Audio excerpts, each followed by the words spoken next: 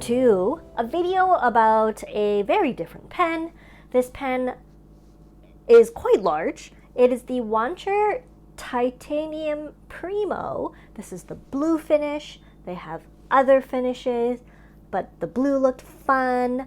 And it's a very unusual pen, quite different to pretty much all the pens I've ever used or reviewed, in that the style is quite different. There's details on it, and just generally it's quite different. So let's look at this pen because they now have them available for purchase. So thank you to Wancher for sending this over. And you know what? It's just fun to have other options for pens. It's a big pen for my hands, but that's okay. Options are great, and I think it's kind of fun. So let's go look at it. Okay, packaging. The Primo Titanium has a very nice softwood box with the Wancher branding and like Sakura. It's very pretty. Has this nice ribbon to hold it closed. And in the past, their old boxes were really snug and hard to open. I very much appreciate the new ones. They have finger grooves and it's just easier to lift the lid off. So inside, you get the cutest pack of desiccants you'll ever see, the instruction manual, the guarantee certificate, a sleeve that is quite adorable. I like this new style of sleeve they're going for. It's more of like a fabric. It's just easier on the hands, very easy on the eyes. The pair looks really good together. And the bed is just like a felt thing. And I would really like it if it was just like this, you know, just to fit the pen. However, if you're someone who likes to leave your pens out on display or something, you can always just stick the box on your desk, you know, and then have your pen sitting here. So it's not the worst thing, you know, it's not the worst in terms of its size because it is functional. You can reuse it. So that's okay. I'll allow it.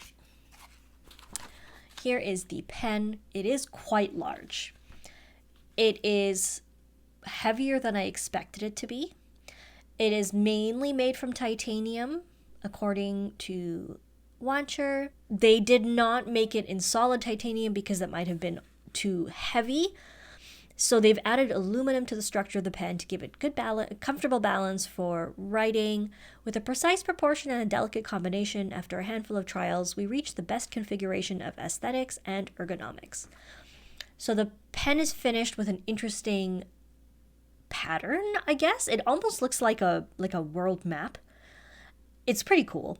It has a thin oxide film formed on the titanium surface by anodizing, and I'm just reading what they've described here. Unlike plating, dyeing, or painting, using this method makes the titanium on the Primo pen not lose its mechanical properties, so it can hold a great weather resistance and texture over a long course of time. So you can feel it. It's not super raised, but you can feel the texture difference. Finish is blast, polished in a pattern resembling ocean water texture.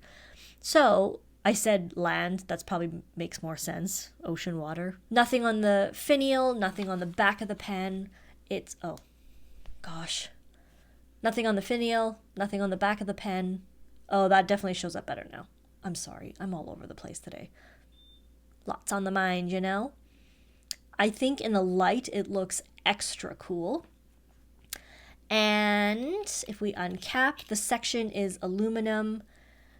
It's a bit of a step. The section itself is actually pretty comfortable. A little slippery, and this is a little sharp, but really I haven't had issues with the sharpness. So in terms of fit in the hand, it is pretty well balanced. It is comfortable to hold. I thought it would be really uncomfortable when I first saw it, but it's actually pretty decent.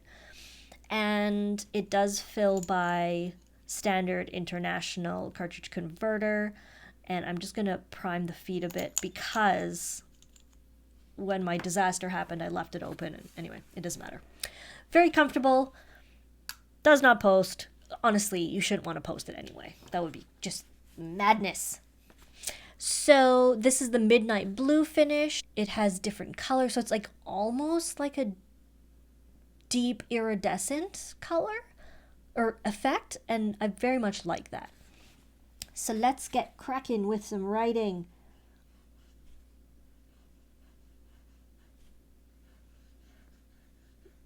Wancher. I picked a broad nib. Obviously, it is a steel Jovo. It is branded with the Wancher logo. I do like the color of it. It's like that midnight blue match. Very fun matchy-matchy. So we got Wancher Primo. Let me just...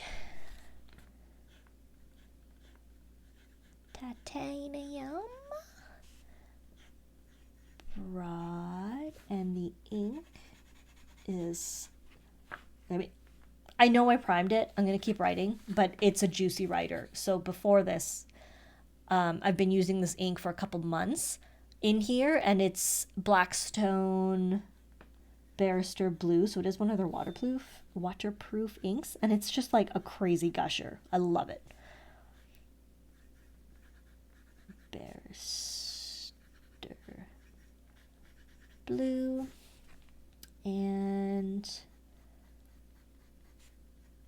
my last Wancher pen was their Kickstarter Bakelite pen, and it had their in-house gold nib, and I had some issues with the gold nib. And to be honest, I would rather have a steel nib that writes flawlessly than a gold nib that doesn't, right? And makes complete sense. This one is flawless. It's a beautiful, beautiful, juicy, smooth writer. Very much like Gourmet pens type style, the thing I like, the kind of writing experience I like.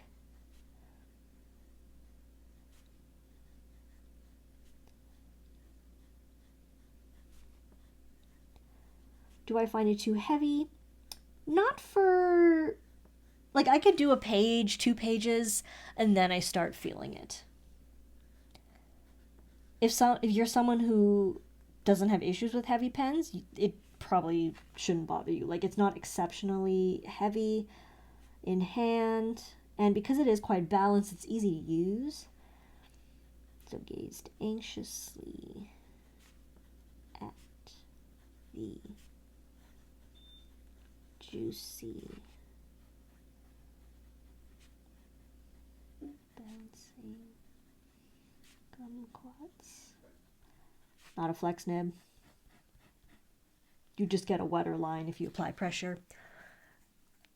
My real complaint about the pen is the price. So I don't really know what proportion of titanium is in this pen. That's not to say it's not worth it. That's totally up to you. But that's just my complaint. Other than that, you have to like the look of it. At first, I wasn't too sure. In person, it was kind of hard to tell with the pictures of the finish. In person, the finish is very cool. I do love the color of it. I love the iridescence. It is very unusual. It's very different. But again, the thing that's holding me back is the price. $250 feels just, I don't know, just too much. And again, that's totally up to you. That might not be something that bothers you. It weighs 48 grams, so it's a bit heavy, right? Like, it's a bit heavy.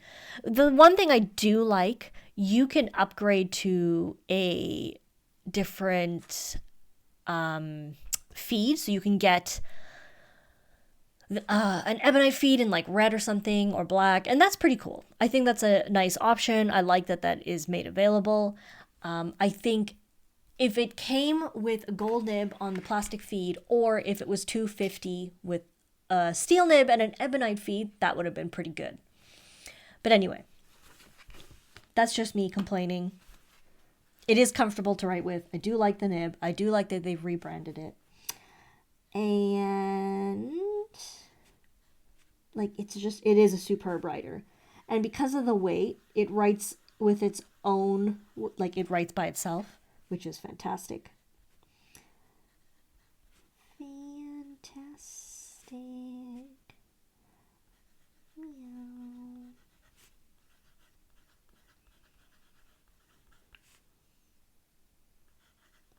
It me, Gourmet pens. Okay.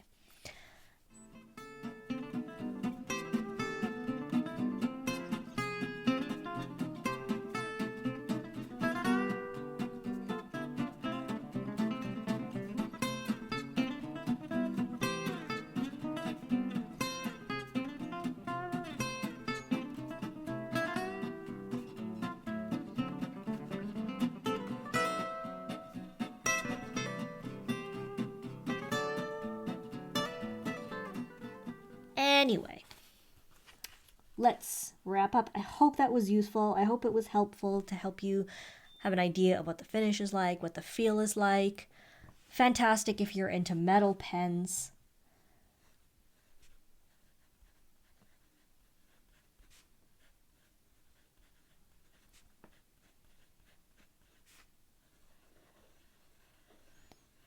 It's one thing if the appearance doesn't appeal to you, but if it does, the only real issue that I'm, again, saying about is the price. So I just feel like I want to doodle, but I can't.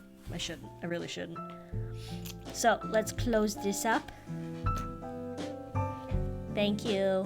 Okay, bye.